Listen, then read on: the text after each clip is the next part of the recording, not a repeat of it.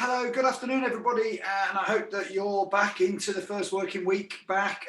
Got yourself through Tuesdays or Monday nights, Tuesdays news, and that if you're anything like me, you've managed to calm your emotions down, get a bit more perspective on things, and sort of trying to find the positives and the proactive things that you can be doing. As you may have seen from my posts recently, we launched our COVID immune system bootcamp last night, which was fantastic. We've got our pilot camp up and running, so I've already identified a few things that need doing differently, a few things need doing better, but lovely to have it going. It feels like it's been many, many months getting to this point, and so I'm sort of really happy that we've sort of got that off the ground. I wanted to just take a little bit of time out. I've spoken a lot about goal setting, I've spoken a lot about mindset work, and I just wanted to touch on, probably one of the most popular subjects that I get to deal with, and that is the exercise side, the movement side of things, and the fitness side of things. Now, again, I don't consider myself to be the very best person for getting people fit. Fitness is something that I'm not a massive fan of. Mainly because high levels of fitness are very, very specific, and you're only actually fit for what you train for. And yes, there are crossover sports and other bits and pieces like that, but my passion and my expertise is in getting people fit enough to get fit to then do whatever activity they like. The vast majority of 40 to 60-year-olds that we work with actually just want an ability to live the life they want, to do things they've always wanted to do and always done. They're not that worried about being, whether they run a 5K in sort of, X number of minutes or Y number of minutes. So, there is for me a big differentiation on that. And so I'm very much talking about health and, being able to move and exercise in the way that, people want to do and that you may want to do. And this post has sort of come about because coming back to work this week, a few good phone calls ringing. I am fortunately able to carry on working to some degree, given that a large amount of my work is injury related, is rehabilitation, and has a medical element to it on that. And we are a fully COVID secure environment, so we're able to sort of carry on seeing out some of our clients. But one of the clients that I've had to see this week has been a lady who did so many things right that it's really, really upsetting in a lot of ways that, unfortunately she's ended up with quite a severe back problem, and, a disc bulge in her back that we need to treat and get back into place.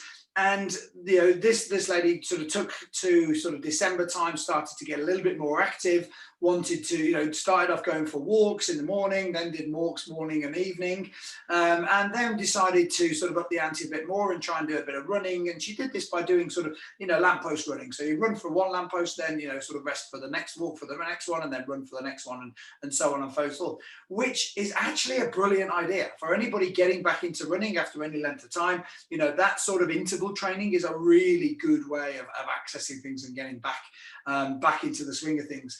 But unfortunately, through no fault of her own, and because not enough people understand this fact, and which is the subject of today's video, is unfortunately her body wasn't ready for that level of exercise, which is quite a hard thing to say because it wasn't a huge amount of exercise, and she didn't feel that she was asking too much and thought she'd done all the build up, and I can totally understand why.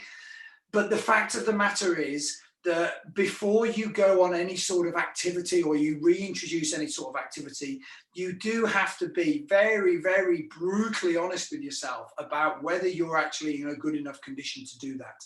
And, there's a couple of sort of headlines on this, is that the older you are, the more you have to think about this. The longer it's been since you've been active, the more you have to think about this.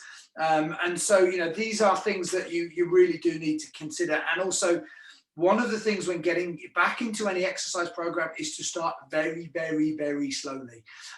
So, realistically, ask yourself the question, on a scale of 1 to 10, how active have I been over the last 3, 4, 5, 6 weeks? And then in all honesty, whatever number you give yourself, halve it, because you're probably not being honest. Because people aren't, nobody's actually really willing to admit just quite how inactive they've been.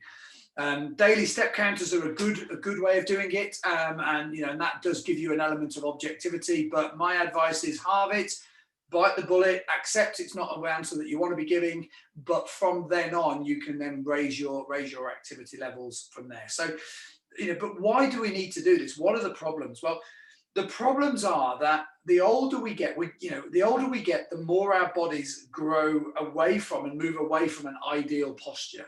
Now, when we're born into this world and we grow as babies and then into toddlers and children, exercise is a God-given right. Movement is a God-given right. We're built able to squat, to lunge, to press, to pull up, to twist, to do all sorts of things, to roll, to do every movement that we need to.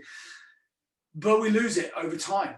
We spend too much time sat down. We spend too much time, not utilizing the full range of motion that our body has got.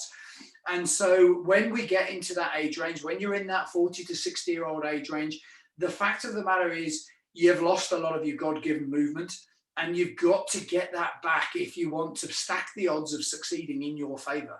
And so the concept I use a lot of times is, to make sure you are fit enough to get fit. Is your body adequately prepared to do the movements that you're asking it to do? And the sad and the unfortunate news is the vast majority of people are nowhere near fit enough to get fit. And if they took 2, 4, 6 weeks out in order to then, sort of get themselves in better condition before then going and doing something, then, they'd be in a much better condition. Now, like the lady I'm talking about, unfortunately, many people won't know until it's too late. And some of that, hindsight is a perfect science. And so I do totally accept that, you cannot eliminate risk completely, and you cannot guarantee that you're not going to have these problems. But you can do enough, and you can do things to get yourself back in. Now, one of the questions you might be thinking at this point is, well, what do you need to do? And unfortunately, the answer to that is everybody's different, which doesn't help you a great deal. I get that. So the big things I would look at, number one thing above everything else, is flexibility. And particularly if you are male and between the ages of, or over the age of 40, because in my experience, men just stiffen up. Okay. I've seen very, very few men over my time who are too flexible. The vast majority of them are not flexible enough, but this also applies to women. And again, you don't need to spend huge amounts of money. There's masses of resources available online. You might want to look at some yoga. You might want to look at some basic stretches. You might want to look at, some sort of what we call archetypal movements, where you look at the movements that the toddlers and the children do naturally and try and sort of copy those. I do warn you though, it's probably going to be uncomfortable. It's probably going to hurt a little bit as you get into it. But there's lots of resources available online from that.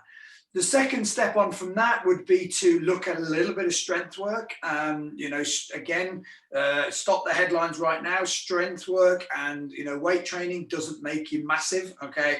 Almost everybody that's going to listen to this video is never going to do enough strength work to make themselves that big. So you don't need to worry about that. And so you can relax from that point of view, but some good body weight strengthening is always a good place to start. Again, the basic movements human beings need to do, they need to squat, they need to lunge, they need to push. Okay, so you can do a variant of a press up for that. So none of this needs any equipment. Pulling movements are much more difficult. You do need a little bit of equipment to that, but again, it's hugely important. Twisting, okay, is another one. So, those are some of the 5 key movements we need to do. Walking, again, if you've not walked for very long, if you've not run for a long time, then getting yourself back into good long walks is always a good place to go. So once you've got a bit of flexibility, then add a bit of strength in all those different patterns that we've talked about. Okay, and then you're almost certainly going to be in much better condition and much better shape to start whatever it was that you had going for you. I don't want to be a doom-monger on exercise. I don't want to be a doom-monger on sort of fitness. That is not my intention. My intention is just to help people who haven't exercised for quite a long time, or who are thinking about going back and doing something that they haven't done for a few years, to just urge you just to take a little bit of time out, use your loaf, use your wisdom, okay, and to really just take a bit of time to say, right, what do I need to do to get this body of mine ready to get in, to do what I really want it to do? And if you do that, then you've got absolutely there's no reason why you shouldn't be able to access it freely and in the manner that you wish. For those people who would like a bit of professional help along the way, of course, I would recommend that. You know, that's what I do for a living. And actually, a bit of proactive work is very, very worthwhile and beneficial. I would certainly look at using people in the fitness industry who have a big focus on posture and on movement ahead of fitness. There are some guys and girls out there doing some great work on fitness, but they're probably not the people I would suggest to start with at the very beginning. They're your progressions that you might look to get to engage with further on down the line. If you want me to get technical on you, the brand of exercise that is most suited to this is what they call corrective exercise, which is all about correcting imbalances in the body. So they will look at where your body is not as balanced as it could be, whether that's posture, whether that's movement, whether that's, you know, the mechanics of the spine, and they will help you work together with that. And certainly that's a really big element of the work that we do here at JT Ethos. And, you know, what we often say to clients is, you know, we'll get you in a position where you're able then to go and do whatever else it is, you know, that you want to do with your body and with your exercise and with your life. So if you do want some help, and again, I would of course recommend that, but it will benefit and you will, you know, get a lot from it, then look for corrective exercise specialists wherever you are in the world or the country. Feel free to reach out to me, ask me some questions, pop things on the Facebook page or the LinkedIn. But if you are going to get active, well, good on you, fully support you, but please take a bit of time, use a bit of intelligence, and ask yourself if there could be some better ways of getting into it than just jumping in at the deep end. And that's it for today. Thanks very much.